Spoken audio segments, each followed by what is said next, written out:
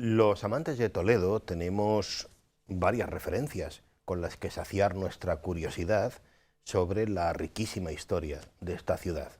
Nosotros hoy les proponemos una de ellas, una historia de Toledo.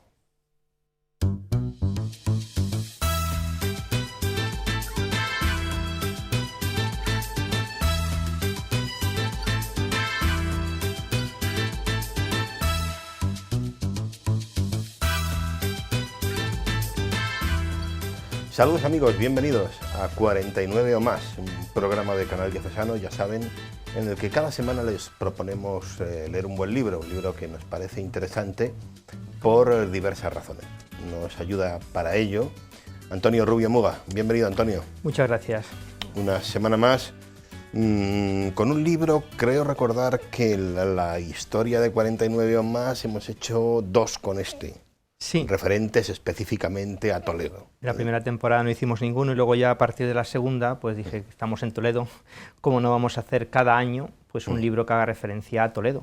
Y esta es la propuesta de esta temporada. Sí, claro, seguramente va a haber algún espectador que nos discuta, ¿no? Sí. Porque hay muchos libros seguramente, referencias interesantes sobre Toledo.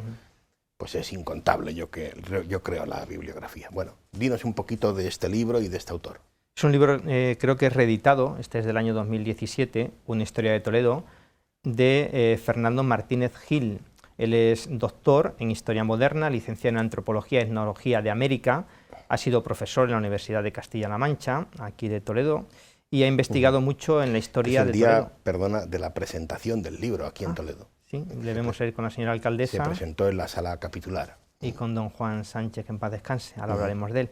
Y bueno, se especializó también, trata el tema de la historia social, todo en torno a la ciudad de Toledo, y es algo muy curioso porque logró premios a nivel nacional en literatura infantil en el año 1979 y el premio Lazarillo en el año 1986. Y no solamente escribe infantil, no solamente sobre Toledo, sino también autor de novelas. Bueno. Y le hace el prólogo de este libro un buen amigo de esta casa, que es Juan Sánchez. Sí. Le unía la amistad entre los dos. ¿Por qué? Porque ellos, comienza el prólogo diciendo que habían defendido los dos las bibliotecas en Castilla-La Mancha. Además tenían proyectos juntos, como fueron los congresos de historia de Castilla-La Mancha. Entonces, él dice que es uno de los libros esenciales para conocer la historia de Toledo, donde se va contando la vida de Toledo por etapas, que también unido a grandes escritores, que muchos de ellos pues han pasado por Toledo. Bueno, entonces, curioso. De alguna manera pretende ser una especie de historia concentrada, sí, de Toledo, ¿no? Haciendo referencia a que somos seres espaciotemporales, que decía Ortega y Gasset, él habla de que si hay una ciudad en España donde el tiempo está unido al espacio, es en Toledo. Y tiene una cita muy interesante, dice: recorrer un espacio en Toledo supone navegar a través del tiempo. Toledo es un lugar y espacio de convivencia, comunidad, memoria colectiva.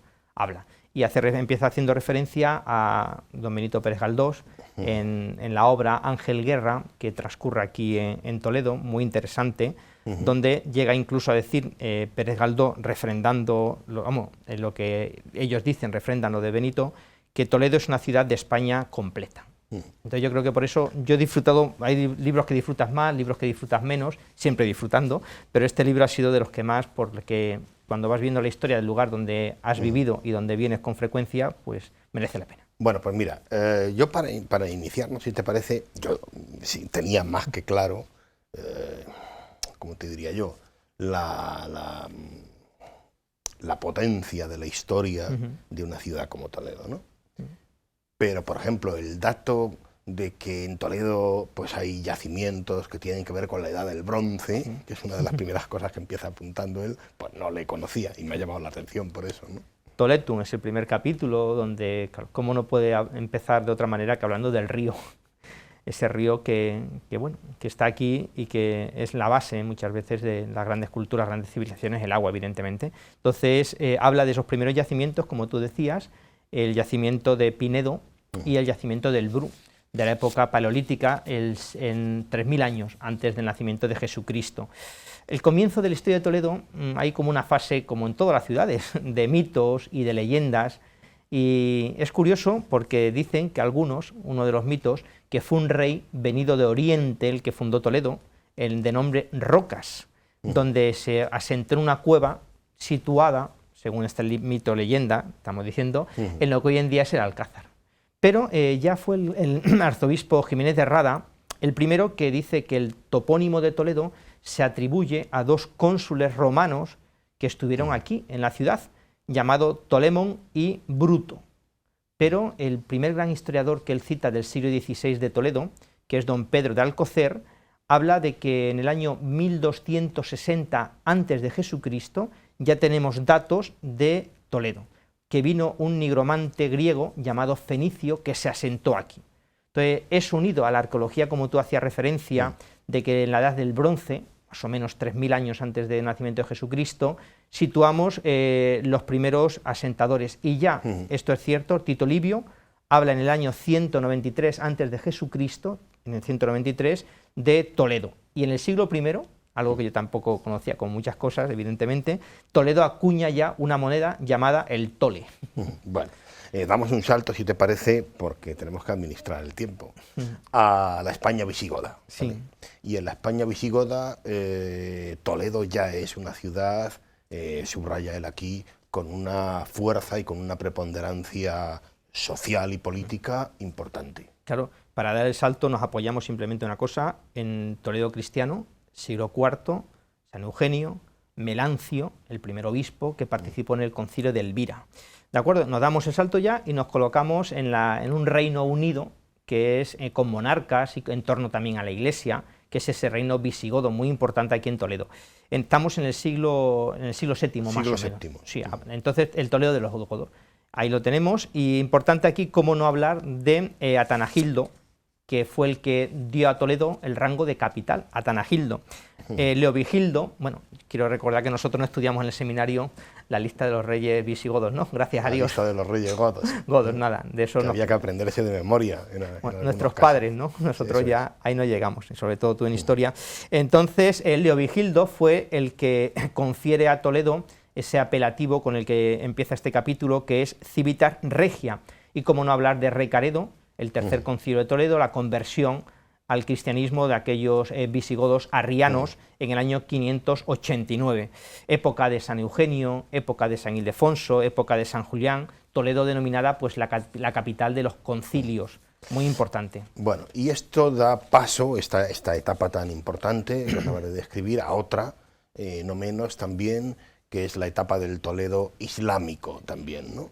Tulá y Tulá, que dice él aquí en el libro, hay una asociación aquí en Toledo, para subrayar y seguir conservando, ¿no? Un poco aquello, ¿no? Tulá y Tulá. Sí, Toledo, ciudad islámica, durante 374 años, desde el año 711.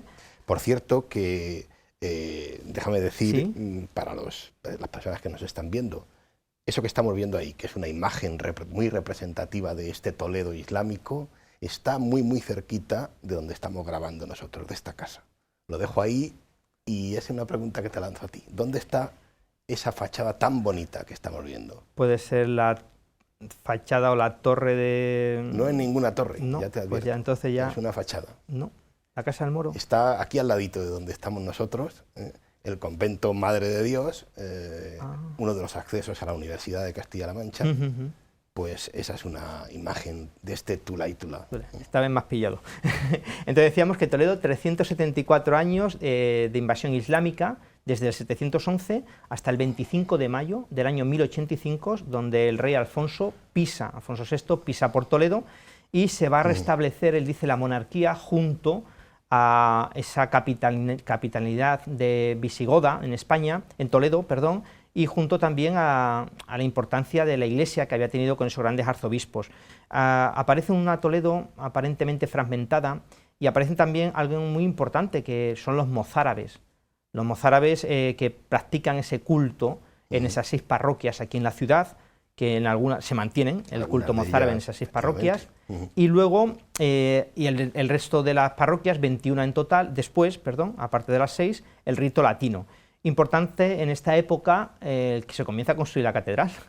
El estilo gótico, empezamos aquí, que dice que va a ser el mejor elemento integrador social, y no solamente a nivel social, sino también a nivel religioso y a nivel urbanístico de la ciudad. Jiménez de Rada fue el primero, el obispo, que puso la primera piedra en el año 1226. Luego veremos cuánto tiempo tardó y cuándo se cerraron las bóvedas. Es un dato muy interesante. Bueno, él se mete luego aquí en un tema muy debatido aquí en la ciudad de Toledo, ¿no? El Toledo de las tres culturas, ¿no? De las tres religiones, y él sí entra en este debate para plantear esta realidad que, como te digo, suscita cierto debate todavía hoy. Yo me he encontrado con gente pues que casi que lo niega, otros que lo resaltan fuertemente, ¿no? El Toledo de las tres culturas, como se titula, las tres religiones, las tres culturas, la cultura cristiana, musulmana, religión e islámica, y judía, pues hay una, exactamente, él dice, supuestamente convivieron de forma pacífica, en un clima de ejemplar tolerancia. A eso me refería yo, a lo del supuestamente. Entonces es muy interesante esto, porque claro, hoy en día la leyenda negra, bueno, que hemos hablado aquí en algunos libros y tal, pues bueno, él da supuestamente ese clima de tolerancia pacífico que se vivió en Toledo entre esas grandes religiones. Lo que es cierto, que durante el siglo XII y XIII sí conviven supuestamente de manera armoniosa, pero fue a partir del siglo XIV, XIV, cuando empieza ya la cristianización plena de Toledo, ¿de acuerdo? A partir de ese siglo empieza, y no solamente cristianización, sino también latinización de Toledo. Entonces, como que el peso de la cultura islámica y como veremos después, evidentemente, y el peso de la cultura judía va cediendo a ese proceso de cristianización. Bueno, damos un salto también, si te parece, al siglo XVI y a ese momento con Carlos V, ¿no? La corte imperial. Dos cortes se celebraron en Toledo, en el año 1525 y en el 1538. Entonces, el emperador Carlos V va a perdonar en octubre del 22 a Toledo, y va a hacer una Castilla pacificada, ¿de acuerdo? Entonces es muy importante. Entonces él la va a visitar por primera vez en abril del año 1525, y no solamente la visita, sino que algo que yo creo que cambia la historia de Toledo, que su corte imperial se va a sentar aquí. Entonces aquí empiezan a acudir nobles de toda España, empiezan a acudir embajadores de los lugares más importantes, de Inglaterra, de Portugal, de Venecia, e incluso vienen los negociadores franceses. Alguna vez hemos hablado de la captura de Francisco I en la batalla de Pavía, aquel que, según algún historiador, contrajo matrimonio en Illescas. Pues aquí vienen los embajadores franceses a hablar de esa liberación. Entonces Toledo se va a convertir en el centro de la España, del imperio, se va a convertir también en una ciudad cosmopolita, porque la corte, no olvidemos de dónde procedía Carlos V, va a traer personas de todos los lugares de Europa. Entonces, para que nos hagamos una idea, en aquella época se hace el primer censo de Toledo, bueno, uno de los primeros censos, del año 1528, ¿de acuerdo? Y estamos hablando de que Toledo, no pensemos ahora en el polígono, no pensemos en la Reconquista, ni en Palomarejos. Toledo tenía ya 32.000 personas viviendo. ¿Cuántos tiene ahora? No sé si llegará a 8.000 el casco. El casco, sí, probablemente 8 o 10.000 habitantes, no creo que más. Lo triplicamos en aquella época, con lo cual la importancia, vamos a ver, Toledo comparado con, él habla del autor, con ciudades que tenían puerto, como puede ser un Sevilla o Lisboa, era pequeño, pero comparado con el resto de ciudades interiores de Castilla o de León, era una ciudad muy importante. Entonces, destaca aquí, como un centro también de economía, la importancia del textil, la importancia de la seda y la importancia también del artesanado. Los artesanos, los gremios que hay en Toledo, pues van a coger mucho auge en aquella época. No, te decía que un episodio también importante en esta época que marcará la Castilla, ya no solo diría yo Toledo, sino la Castilla de este momento, la Guerra de los Comuneros. Sí, una guerra importante, pero que, ya digo, Carlos V perdona la ciudad, va a ser su hijo después, en el año 1561, el que se va a llevar la corte, pero como vamos a ver ahora después, Toledo no pierde, durante las primeras décadas después de ese 1561, no pierde nada de esplendor ni de apogeo. Importante como en esta época de Carlos V, la puerta de bisagra, se va a embellecer la catedral, se van a construir palacios renacentistas, estamos en pleno Renacimiento. Importante también como las cofradías, los hospitales, ¿Por qué? Porque en Toledo, junto a la corte, también es muy importante el número de los pobres que aparecen aquí. Entonces las cofradías, muchas de ellas, llegó a haber 150 cofradías en Toledo, se dedicaban a atender a los pobres. De hecho, Carlos V visita la ciudad de Toledo en 15 ocasiones, y fue su hijo, como acabo de apuntar, un poquito después, en 1561, el que se lleva a la corte de aquí de Toledo. No, te decía que hay un personaje del que no podemos dejar de hacer referencia, importantísimo para la ciudad de Toledo, un grande entre los grandes, que es el Greco, ¿no? Sí. Cuya venida a Toledo va a ser también, yo creo que un momento fundamental. Sí, comienza este capítulo diciendo que tal vez la figura del Greco ha eclipsado a los grandes artistas que vinieron también a Toledo. ¿Quién habla hoy en día de Borgoña, de Juan de Borgoña, de Pedro de Berruguete, de Correa, de Comontes, de Diego Aguilar, de Blas de Prado, de Luis de Velasco? ¿Quién habla? El Greco, que apareció en Toledo en el año 1577, desde la isla de Creta, va a eclipsar a todo. Él nació allí, pero siendo joven era pintor de iconos y se formó en Venecia. Allí trabajó con Tiziano, con Tintoretto, con Bassano. Después va a un periodo a Roma, donde va allí, evidentemente no coincide en el tiempo, pero va a embeberse, a empaparse de toda de Miguel Ángel, de los grandes, de Rafael, de Correggio, y gracias a la amistad con el hijo del deán de la catedral, Luis de Castilla, gracias a esa amistad, va a encaminar sus pasos hacia España, y en concreto hacia Toledo. Tuvo, como él apunta aquí, como 2 fracasos en plan de patronazgo. Uno de ellos, porque el rey Felipe II le encargó hacer un cuadro, el Martirio de San Mauricio, para el Escorial. Pero mira por dónde el cuadro que él pintó no encajaba con ese ambiente de contrarreforma que se estaba viviendo después del Concilio de Trento. Eso pues le va a llevar a desavenencias con el rey, y aquí en España, en Toledo, podríamos decir que prácticamente le pasó lo mismo con el tema del expolio, con la catedral, con el cabildo. Pero él se asentó aquí en lo que hoy es la Sinagoga del Tránsito, muy cerca, echó raíces aquí tuvo un hijo, Jorge Manuel, aquí creó un taller y tuvo su propia clientela, conventos, parroquias, capillas, y en el año 1586 va a tener un encargo, que tal vez sea su obra, y sin tal vez la obra más conocida, que es el del párroco de Santo Tomé, para pintar ese famoso cuadro que todos podemos apreciar. Bueno, damos un salto, Antonio, unos años después, siglo XVIII, y él habla de esta época ya como una época, dice él, de contrastes en la ciudad de Toledo, y menciona 2 obras impresionantes que cualquiera que nos vea y que sea como nosotros amantes de Toledo va a reconocer, ¿no? En 2 lugares también totalmente reconocidos, ¿no? Hablabas tú antes de la Catedral de Toledo, de sus años de construcción. Él cita aquí el transparente, el transparente de Narciso Tomé. El transparente de Narciso Tomé, que le tenemos ahí en la imagen, en la catedral, y frente a ese espacio, podríamos decir, él enumera el patio monumental, el patio clasicista de la Universidad de Cardenal Lorenzana. Entonces son como esas 2 fuerzas que se unen en Toledo. Importante destaca aquí el Cardenal Lorenzana. Él habla de 2 sensibilidades, el barroco, que hemos visto en el transparente, que le vemos aquí, el barroco, contra el estilo neoclásico de Lorenzana. Importante, ya digo, que la fuerza del clero de la punta empieza a disminuir, pero se sigue manteniendo gracias al diezmo, y el marqués de la Ensenada hizo un catastro donde en aquella época, en el siglo XVIII, el 70% del suelo de Toledo, de los edificios, pertenecían a la Iglesia. Entonces era muy importante en esta época la labor de mecenazgo que hizo la Iglesia, y sobre todo el cardenal Lorenzana.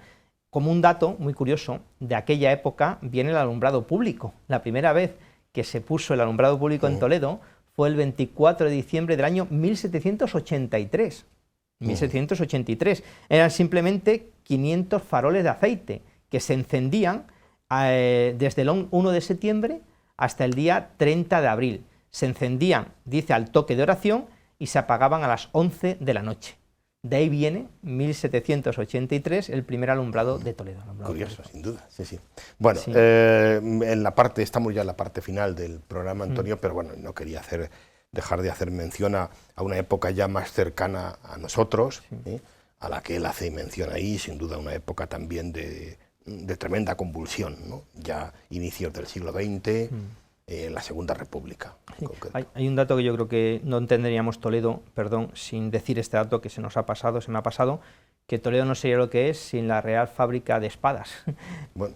Claro, que Carlos III concedió a Toledo en el año 1761, en esa época, ya digo, donde Lorenzana estábamos hablando, dio un impulso, pues esta fábrica de espadas, Toledo, si algo se le asocia, mazapán y espadas, pues es fundamental, hace referencia de esta. Sí, aparecen los desastres de la guerra, podríamos decirlo, como él lo titula, haciendo referencia también a Goya en este momento, la ocupación francesa, que tenemos estamos hablando de la guerra de independencia, la ocupación francesa de Toledo, donde pues el Alcázar y San Juan de los Reyes se utiliza como cuartel para los franceses. Como no cabía, pues al final la mayoría de las iglesias se transforman en cuadras. Dice, comenzaron a invadir el asilo de las comunidades religiosas, acabando a la postre por transformar en cuadras hasta las iglesias consagradas al culto. Y aquí hace referencia, decíamos al principio, de que el libro está jalonado por escritores a la leyenda del beso, que invito a que lo lean los telespectadores, de Gustavo Adolfo Bécquer.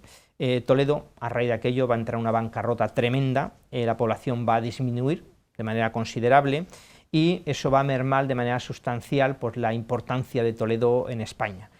¿De acuerdo? Y luego si damos un salto y nos vamos a la guerra civil, previo a esas elecciones, el día 12 de abril del año 1931, donde 2 días después se proclama la República en la plaza de Zocober, como lo estamos viendo.